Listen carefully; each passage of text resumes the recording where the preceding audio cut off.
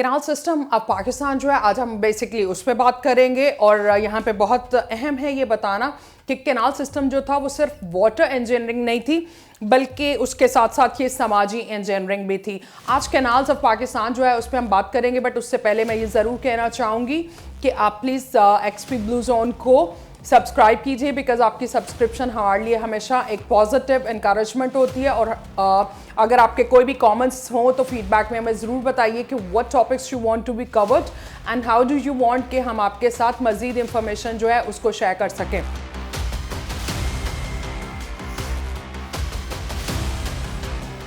Canal system basically Pakistan में जिस तरह से आगाज़ किया गया, ये एक वक्त में एक बेहतरीन और बड़ा नहरी निज़ाम था एंड इट वाज लाइक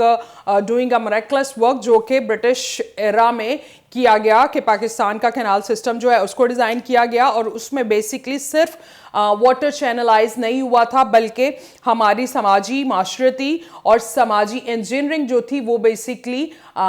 उसको प्रमोशन मिला था। और बेसिकली हमारी आगाज़ हुआ था समाजी और माशरती इंजीनियरिंग का। बेसिकली वो किस तरह हुआ कि जब canal system of Pakistan design किया गया था, तब पाकिस्तान जो अब है इसको कहा जाता था वेस्ट पंजाब। तो वेस्ट पंजाब जो था ये एक बैरन एरिया होता था, इसमें बेसिकली कोई एग्रीकल्चर नहीं होता था। ये एरिया सिर्फ और सिर्फ एनिमल ब्रीडिंग के लिए यूज किया जाता था, बिकॉज वहां पे इस एरिया में एक तो पॉपुलेशन नहीं थी, क्योंकि उस वक्त ये पाकोखिन था, ये बर्रे सगीर कहलाता था। और बेसिकली 1980 और 1920 के दौरान बेसिकली इस एरिया के लोगों के लिए एक डेरोगेटरी वर्ड यूज़ किया जाता था जो कि जांगली कहते थे इन लोगों को। वो इसलिए जांगली इन लोगों को कहा जाता था कि बेसिकली होता ये था कि यहाँ पे ना तहजीब थी, ना कल्चर था, ना सकाफत थी, और ना ही कोई समाजी और माशी रवायात थी। और यहाँ के लोग इतने डिसकनेक्टेड थे, एक तो पॉपुलेशन बहुत कम थी, और फिर जिन एरियाज़ में थी सिर्फ उन एरिया में कंजस्टेड एरियाज़ थे, उसके अलावा ज़्यादातर लोगों में, और फिर उनका एक्सपोजर नहीं था। वर्क रिसोर्सेज जो थे वो बहुत कम थे, बट एक बहुत बड़ा रकबा जो था, एक बहुत बड़ा एरिया जो था, पूरा जनूबी पंजाब उसको बोला जाता था, बेसिकली वो एरिया था और वो बैरन पड़ा था। लोगों का इंट्रैक्शन कम होने की वजह से ये पर्टिकुलरली लफ्ज़ उनके लिए यूज़ किया जाता था। बिकॉज कहा जाता है एक रिवायत में कि जब ब्रिटिश एरा चल रहा था तो यहाँ पे जब थोड़े से डेवलप्ड एरिया के लोगों को वो देखते थे तो उनको सालन का भी कॉन्सेप्ट नहीं था 19th सेंचुरीज में। तो उनके लिए सालन या सब्जी जो अब हम रोटी के साथ खाते हैं या चपाती के साथ खाते हैं, वो एक अननाउन सी अनटचेबल सी चीज़ थी वेस्ट पंजाब के लोगों के लिए, जो कि अब पाकिस्तान है। ब्रिटिश एरा का आगाज़ हुआ तो ब्रिटेन ने इस एरिया को देखा कि इसको आबाद करने की ज़रूरत है, ना पॉपुलेशन है, ना एग्रीकल्चर है, वर्क रिसोर्सेज नहीं है। तो बेसिकली उन्होंने ये किया कि मिडल पेजेंट्स की बहुत बड़ी तादाद जो थी उनको पिक किया, और फिर उनमें बेसिकली उन लोगों ने लैंड डिस्ट्रीब्यूशन की, और पंजाब के मुख्तलिफ ट्राइब्स के लोगों को उठा के वहाँ से लैंड ग्रांटीज निकाले गए, और उन लैंड ग्रांटीज ने बेसिकली यहाँ पे एग्रीकल्चर को स्ट्रेंथन किया और एग्रीकल्चर को प्रमोट भी किया, जिसका मेन सोर्स जो थे वो ब्रिटिश थे। अंग्रेज़ ने अपने वक्त में ऐसे किया, और वहाँ पे जो डिस्ट्रीब्यूशन ऑफिसर्स जो उन्होंने लगाए होते थे वो बेसिकली एक पर्टिकुलर क्राइटेरिया के थ्रू सेलेक्ट करके लैंड एलोकेशन करते थे, जिसमें पर्टिकुलरली वो ये होता था कि किसी भी पेजेंट को जिसको ज़मीन एलोकेट करनी होती थी, या फिर जिसकी एप्लीकेशन सबमिट हुई होती थी, या दरख्वास्त का जो भी तरीका होता था, वो उनके हाथों को देख के चेक करते थे कि ये वर्किंग हैंड्स हैं, ये बाबू हैंड्स तो नहीं है, because babu hands are not capable to do work in to the farms. So उनको चाहिए था एग्रेरियन का हाथ, जिसके लिए वो हाथों की सख्ती चेक किया करते थे कि इसमें इतना पोटेंशियल मौजूद है कि ये खेतों में और ज़मीन में खेती बाड़ी का और लेबर जो स्ट्रॉन्ग लेबर है उस पर काम कर सके। दूसरी जो अहम चीज़ देखी जाती थी, जो डिस्ट्रीब्यूशन ऑफिसर के तौर पे पूछा जाता था, वो ये बेसिकली पूछा जाता था कि आपकी औलाद क्या है। सो जिनकी चाहे वो ऑलरेडी भी एग्रीकल्चर कर रहे थे, बट जिनकी बेटियां होती थी उनको लैंड एलोकेट नहीं की जाती थी। उसकी वजह ये बताई जाती थी कि बेटियां जो हैं वो तो एक रिस्पॉन्सिबिलिटी है, सो आपके पास लाइबिलिटी ज़्यादा है, वर्कफोर्स कम है। जिनके बेटे ज़्यादा होते थे और उनके हाथ भी सख्त होते थे, सो इन क्राइटेरियाज को मीट करके उनको वो बेसिकली लैंड ग्रांटीज बन जाते थे। वो इस वजह से कि उनको लगता था कि इनके पास वर्कफोर्स मौजूद है, इनके पास बेटे हैं जो कि ज़मीन को काम भी कर सकेंगे और अपनी लेबर को मोबिलाइज भी कर सकेंगे, वॉच कर सकेंगे, तो उनके पास एक्सटेंडेड लीडरशिप मौजूद होगी बेटों की सूरत में। सो उन लोगों को बेसिकली इस चीज़ में किया जाता था। वाटर इंजीनियरिंग का जब आगाज़ किया गया तो जिस तरह से किसी भी इंजन की गरारियां घूमती हैं तो उस तरह से एक पूरा सिस्टम जो है वो क्रिएट होता है। बिल्कुल इसी तरह से इन्होंने वाटर कंट्रोल के लिए भी इसी तरह से एक मशीनरी डिज़ाइन की गई और जिसको हज़ारों मरबा किलोमीटर के ऊपर उन्होंने वो मशीनरी लगाई एक एक्सपेरिमेंटल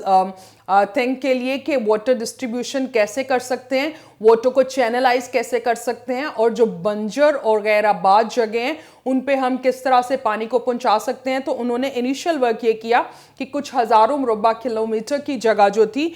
उसको बेसिकली उन्होंने वाटर कंट्रोल में किया और बिल्कुल उसी तरह जिस तरह से किसी भी इंजन या मशीन की गरारियां घूमती हैं, बिल्कुल उसी तरह से उन्होंने वाटर की स्पीड एंड पावर को कंट्रोल करने के लिए इंजन्स, मिनी इंजन्स जो थे वो डिज़ाइन करके और वो लगाए गए। जब वो एक सक्सेसफुल कामयाब तजर्बा हो गया तो फिर उसके बाद उन लोगों ने देखा कि हमें प्रॉपर वाटर इंजीनियरिंग की ज़रूरत है और फिर वाटर को किस तरह से डिवाइड करना है, उसकी डिवीजन के चैनल्स कौन से बनेंगे और फिर सबसे ज़्यादा इंपॉर्टेंट वहाँ देखा गया कि ग्रेविटी फ्लो जो है वो किस किस एरिया में और किन किन इलाकों की तरफ ज़्यादा बन रहा है। फिर ग्रेविटी फ्लो के बाद उन्होंने ऐसा सिस्टम डिज़ाइन करना चाहा जिसमें कोई पावर या इलेक्ट्रिसिटी का यूज़ ना करना पड़े। विदाउट एनर्जी किस तरह से इंजीनियरिंग काम कर सकती है ग्रेविटी फ्लो को देखते हुए इस तरह से और कोई भी एडिशनल मशीनरी यूज़ ना करनी पड़े इस कैनाल सिस्टम को डिज़ाइन करने के लिए। तो इस पे बहुत एक्सटेंसिव किस्म का वर्क हुआ और बेसिकली ब्रिटिश कैनाल वर्क जो है वो अभी तक भी तारीख में एक अहम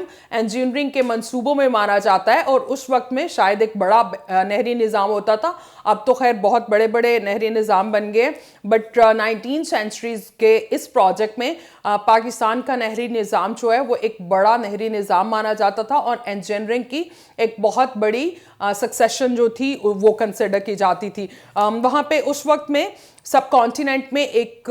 महकमा होता था जिसको सर्वे ऑफ इंडिया के नाम से जाना जाता था। तो सर्वे ऑफ इंडिया के नाम से बिकॉज तब हम बड़े सगीर थे, पाकिस्तान की पार्टीशन नहीं हुई थी, तो सर्वे ऑफ इंडिया के महकमे की तरफ से वहाँ पे एक सर्वे किया गया जिसमें हर एकड़ की जो ज़मीन थी ईच एकड़ के ग्राउंड लेवल की मेजरमेंट की गई कि ईच एकड़ के ग्राउंड लेवल का मेजरमेंट क्या बनता है, उनका ग्रेविटी फ्लो क्या बनता है और फिर उसी तरह से कि कौन से रूट्स जो हैं ग्रेविटी फ्लो और ग्राउंड लेवल को देख के डिज़ाइन किए जा सकते हैं। उस पर एक्सटेंसिवली एक कंट्रोल मैप डिज़ाइन किया गया और फिर उस पर वेरियस प्रपोजल जो थे वो सेट किए गए। उसके बाद जी हुआ ये कि एक रूट जो था वो डिज़ाइन किया गया जो कि कंट्रोल्ड कैनाल मैप कहलाता था। उस रूट को डिज़ाइन करने के बाद वहाँ पे पेपर वर्क जो था उसको कंप्लीट किया गया और उसके साथ साथ जी देखा गया कि कौन से सोर्सेज हैं जिनको अप्रोच करने की ज़रूरत है इस पूरे इंजीनियरिंग के मंसूबे को एग्जीक्यूट करने के लिए। फिर हुआ ये जी मैकेनिकल सोर्सेज जो थे उन पे वर्किंग की गई और फिर देखा गया कि हमारे पास मैन पावर कितनी मौजूद है। इवन बहुत के दूर दराज इलाकों से मैन पावर मंगवाई गई। रिवायती तौर पे बताया जाता है कि इवन अफगानिस्तान से भी लेबर जो थी, मैन पावर जो थी वो बुलाई गई थी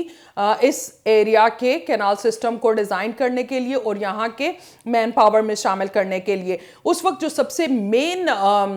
चीज़ थी, सोर्स था, that was donkey labour. Because पूरा पाकिस्तान का जब कैनाल सिस्टम डिज़ाइन हुआ था तो उसमें जब आपका ट्रांसपोर्टेशन का जो वाहिद सोर्स था वो डंकीज़ थे, तो डंकीज़ ने बेसिकली बहुत अहम रोल अदा किया पाकिस्तान के कैनाल सिस्टम की एग्जीक्यूशन में। और उसमें हुआ ये कि इंस्ट्रूमेंटल डिगिंग जितनी ज़रूरी थी क्योंकि बहुत बैरन और ड्राई लैंड्स थी उस वक्त, क्योंकि पानी के चैनल्स नहीं थे तो उसको डिग डाउन करना, डीप डिगिंग उसकी बहुत ज़रूरी थी, जिसके लिए इक्विपमेंट जो था वो डंकीज़ के थ्रू दूर दराज इलाकों से एक्सपोर्ट करके जनूबी पंजाब में लाया गया जो कि अब पाकिस्तान है। फिर उसकी जी टोपोग्राफी हुई, मैप्स कंप्लीट किए गए और उसमें जो मेन उस वक्त टूल्स यूज़ किए गए थे वो कसियाँ और बेलचे थे। सो अब हम लोगों ने बहुत डेवलपमेंट की है, बट 19th सेंचुरी में जब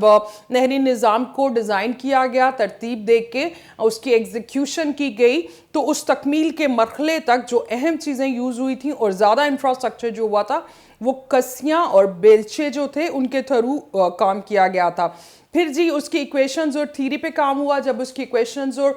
थ्योरी मुकम्मल की गई तो फिर वहाँ से बरतानिया की जो टीम थी वो वेस्ट पंजाब में बुलाई गई जो कि अब पाकिस्तान है, और उसमें मेन इंजीनियर्स जिन्होंने इस पूरे नहरी निज़ाम को डिज़ाइन किया और इसको एग्जीक्यूट करवाया, उसमें लेसी, कैनेडी और बर्नौली जो हैं वो 3 अहम इंजीनियर्स थे जो कि सुपरवाइज कर रहे थे पूरी इंजीनियरिंग टीम को, जिन्होंने पाकिस्तान का सबसे बड़ा कैनाल सिस्टम जो था वो डिज़ाइन किया गया था। उनकी रिसर्च थी और उन्हीं की बेसिकली एग्जीक्यूशन की गई इस प्रोजेक्ट पे। और फिर हुआ ये कि कैनाल्स डिज़ाइन करने का जो अहम मकसद था, पहली चीज़ तो ये थी कि उसमें रेवेन्यू जनरेट करना। There is no free lunch, आप कुछ भी करते हो तो आप आउटकम्स के लिए करते हो, so there is always an action for a reaction. So ये था, बट उसके कुछ पॉलिटिकल जो मोटिव्स थे वो भी थे। पॉलिटिकल मोटिव्स क्या थे उस पर हम थोड़ी सी बात करेंगे बाद में, but right now I would like to share कि बेसिकली कैनाल सिस्टम जो था उसमें सबसे पहले पाकिस्तान में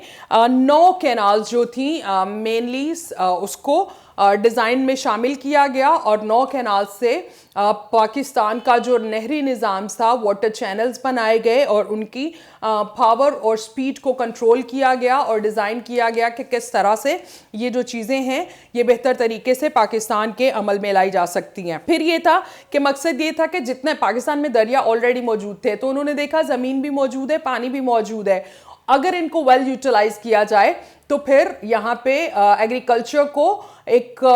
बहुत ज़्यादा प्रमोशन और पजीराई मिल सकती है। यहाँ के लोगों के पास वर्क सोर्सेज कम है, इसलिए इसको स्ट्रेंथन किया जा सकता है, जिसमें सबसे इम्पॉर्टेंट ये माना गया था कि एक्चुअली हम करेंगे ये कि इन सारी चीज़ों को स्ट्रेंथन करेंगे और यहाँ के लोगों को रेवेन्यू जनरेट करने की रीज़न मिलेगी। और उन ज़मीनों को उस वक्त बेसिकली रक्कड़ बोला जाता था। ये पूरे हमारे पाकिस्तान का जो एरिया था, majority of area, not all of the area,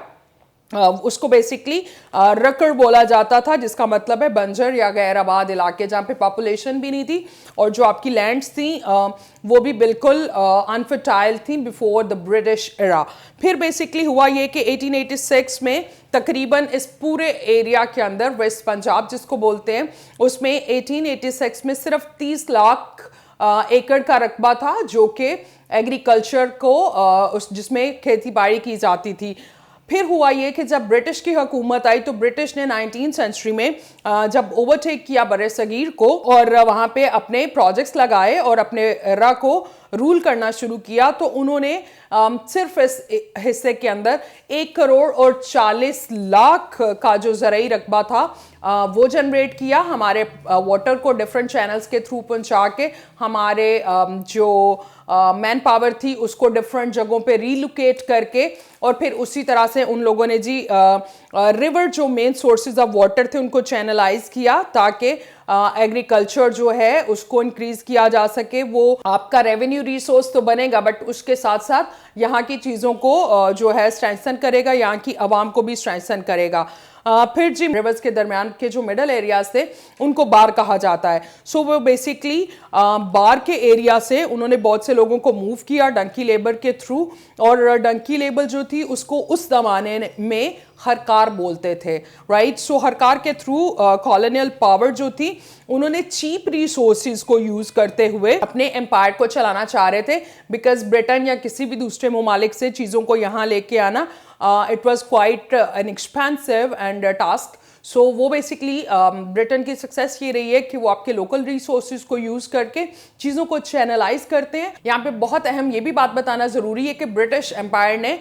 जब इस एरिया में रूल करना शुरू किया, टेक्निकली पूरे बड़े सगीर पे कर रहे थे, बट जब उन्होंने फोकस किया वेस्ट पंजाब के एरिया में जो कि अब पाकिस्तान है, तो हुआ ये था कि व्हेन दे एनेक्स्ड इन 1849 इन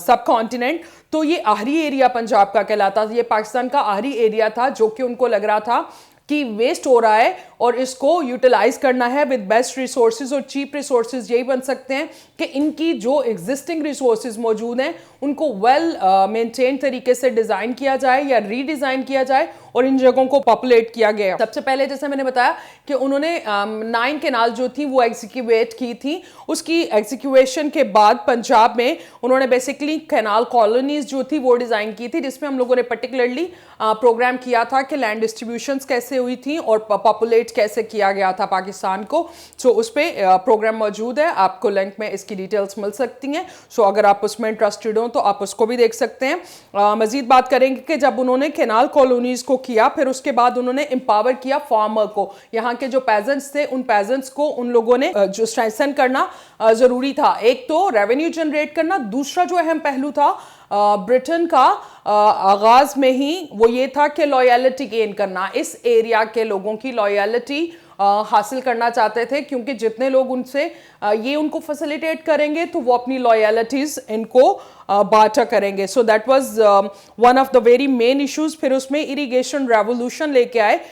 हमारे कैनाल सिस्टम के थ्रू वेस्ट पंजाब के इस हिस्से के अंदर, और फिर हुआ कि डिस्ट्रीब्यूशन ऑफ लैंड की गई पेजेंट्स को। हम लोगों ने ऑलरेडी आपको बता दिया कि किस तरह से उन्होंने अपना सिलेक्शन सिस्टम रखा था। फिर सेंट्रल कंजस्टेड एरियाज जो थे, जो कि पॉपुलेटेड एरियाज थे, जैसे हमने पहले भी जिक्र किया कि 20-30 लाख का एरिया था जो सिर्फ पॉपुलेटेड था, तो उसमें सियालकोट गुजरात गुजरांवाला से लोग, क्योंकि वो पॉपुलेटेड एरिया थे इस एरिया में, तो वहां से लोगों को सेलेक्ट किया गया और लैंड ग्रांटीज बने वो लोग, और उन पेजेंट्स ने बेसिकली बाकी पूरे एरियाज में आके पॉपुलेट किया कैनाल कॉलोनीज के अंदर। और फिर उस तरह से पाकिस्तान एक स्ट्रॉन्ग लैंड बन गया फॉर एग्रीकल्चर, और फिर इसकी पहचान बन गई कि पाकिस्तान एक ऐसी जगह है जो कि लैंड और एग्रीकल्चर के लिए बहुत अहम है। लास्ट में कंक्लूड करना चाहूँगी, जैसा कि हमने ऑलरेडी बताया कि इसका डिज़ाइन बहुत स्ट्रॉन्ग और बड़ा इंटरेस्टिंग था, क्योंकि वो वाटर को वेस्ट नहीं बल्कि वाटर को यूज़ करना चाहते थे। हम अभी भी यही बात कहते हैं कि जो काम एक सेंचुरी पहले हुआ था वो शायद हमें अभी रिव्यू और रीडिज़ाइन करने की ज़रूरत है, क्लाइमेट के जितने भी क्राइसिस चल रहे हैं उसको एड्रेस करने के लिए। तो बेसिकली ये था कि चक और मोगे बनाए गए थे, जिसपे हम लोगों ने आपको लास्ट प्रोग्राम में डिटेल में बताया था कि वो जो चक थे उसमें बड़ी बड़ी स्ट्रीट्स होती थी। आप अभी भी किसी पुराने गांव में चले जाएं तो आपको मिलेगा वो डिज़ाइन के बहुत चौड़ी स्ट्रीट्स होती थी, और वो इतने वाइडर रोड्स होते कि उसकी मेजरमेंट उन्होंने रखी होती थी 44 मीटर्स और 33 मीटर्स। 33 फीट जो वाइडर स्ट्रीट्स होती थी वो बेसिकली स्ट्रेट घर बनाते थे, और उसमें जो स्ट्रीट आती थी 33 फीट उसकी विड्थ होती थी। और जो मेन चौक वगैरह बनते थे जहाँ पे और हर चौक के अंदर हर गांव का जो चौक बनता था, हर कॉलोनी का जो चौक बनता था, उसमें मस्जिद, गुरुद्वारा और मंदिर जो थे वो ज़रूर बनाए जाते थे। और बाज़ार के जो चौक होते थे उनको 55 फीट तक का वाइडन, जिसको हम चौक बोलते हैं, वो बनाए जाते थे। और फिर यहाँ पे एक और बड़ा इंटरेस्टिंग पहलू ये था कि इन्हीं एरियाज़ के, इन्हीं गाँव और इन्हीं कॉलोनीज़ के एक्सट्रीम राइट पे गर्ल्स स्कूल बनाए जाते थे, हर कॉलोनी जो कि गोरे ने डिज़ाइन की थी, और उसके एक्सट्रीम लेफ्ट पे बॉयज़ स्कूल भी बनाया जाता था ताकि उनको सारी फैसिलिटीज़ और तालीम मिले, ताकि वो लोग एजुकेट होके अपने लिए और अपने आका के लिए काम कर सकें।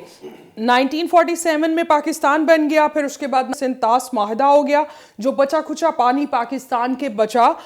उसके अंदर ईस्टर्न रिवर्स जो थे वो सारे इंडिया के कंट्रोल में आ गए, और जो वेस्टर्न रिवर्स थे वो पाकिस्तान के कंट्रोल में आ गए। हुआ ये कि एग्रीकल्चर एक दफ़ा से फिर बर्बाद हो गया इस वाटर के डिवीजन के साथ, और जितनी मेहनत आज से एक सेंचुरी से ज़्यादा पुरानी हिस्ट्री के अंदर ब्रिटिश ने डिज़ाइन की थी पाकिस्तान में, उसमें एग्रीकल्चर को एक दफ़ा से बहुत बड़ा सेटबैक मिला। और ख़ास तौर पर जो सिंध के एरियाज़ थे उसमें चरवाहा और फिशरमैन जो था वो दोबारा से उनको रीअडॉप्ट करना पड़ा, बिकॉज एग्रीकल्चर ख़त्म हुआ। तो उन लोगों ने दरिया पास होने की वजह से या तो कैटल फार्म्स शुरू कर दिए या फिर मछली पकड़ना शुरू कर दी, और इनफ्लू डिक्रीज हुआ जब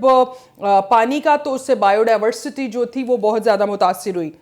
तो अंग्रेज ने जो किया था वो ये किया था कि डैम्स नहीं बनाए थे, कैनाल्स बनाई थी। पाकिस्तान ने जो अचीवमेंट ये की कि उस वक्त जो कैनाल बनी हुई थी वो सब कच्ची कैनाल्स थी। वो बेसिकली मिट्टी के साथ बनाई थी, या जो भी उस वक्त मिट्टी रिलेटेड मटेरियल्स होते थे। पाकिस्तान ने 47 के बाद इन सारी कैनाल्स को पक्की कैनाल्स में तब्दील कर दिया, और वहाँ पे जो एडिशन किया गया ख़ासतौर पर कसूर साइड पे, बेदियाँ और खुड़ियाँ की साइड पे, चूनिया डिस्ट्रीब्यूटरी जो थी, उस तरह की छोटी छोटी चीज़ें, और कुछ डैम्स जो हैं वो भी पाकिस्तान ने बनाए जिसका क्रेडिट उसको जाता है। बट उसमें यह है कि चूनिया और कसूर की साइड पर अगर हम जाके देखें तो अभी तक वहाँ पर इसी नहरी निज़ाम को चलाया जा रहा है, और जो वीड ग्रोथ है वो बहुत ज़्यादा इंक्रीज हो गई है, जिसकी वजह से ये इंफ्रास्ट्रक्चर बेसिकली अब तबाह होना शुरू हो गया है। पानी की कमी हो गई है, जो इंफ्रास्ट्रक्चर हमारे पास मौजूद है उसमें तबाही शुरू हो गई है। और अगर आप देखें तो लास्ट में आपको ज़रूर बताना चाहूँगी कि कोई भी कैनाल सिस्टम देखें उसमें वाटर और स्पीड को अभी भी उन्हीं गरारियों के थ्रू कंट्रोल किया जाता है। बड़े डोर्स लगाए गए हैं जो कि बेसिकली पानी के बहाव को कम या ज़्यादा करने के लिए कभी उठा दिए जाते हैं, सो पानी का आउटफ्लो बढ़ाया जाए, और जब पानी का जो डिक्रीज़ होता है, इनफ्लो का डिक्रीज़ होता है, तो उन गेट्स को बंद कर दिया जाता है। उन गेट्स के थ्रू ही अभी तक, और वो सारा सिस्टम मैनुअल था और अभी तक मैनुअल है। हम 2025 में आ गए हैं। अपना बहुत ख्याल रखें और देखें कि क्या हम लोगों को इसको रिवाइज और इसको एक्सपैंड स्ट्रेंथन करने की ज़रूरत है। और गोरे के बने निज़ाम को हमने कच्ची नहरों को पक्का तो कर लिया, क्या हम लोगों को इसको मैनुअल सिस्टम है, मैनुअल में भी it's working as the one of the best examples, but हमने पानी को प्रिजर्व और स्टोर कैसे करना है और किस तरह से हमने ग्राउंड वाटर रिचार्ज करके अपने मुल्क के पानी को बचाना है। अपना बहुत सा ख्याल रखें। That's all for today. अल्लाह हाफ़िज़।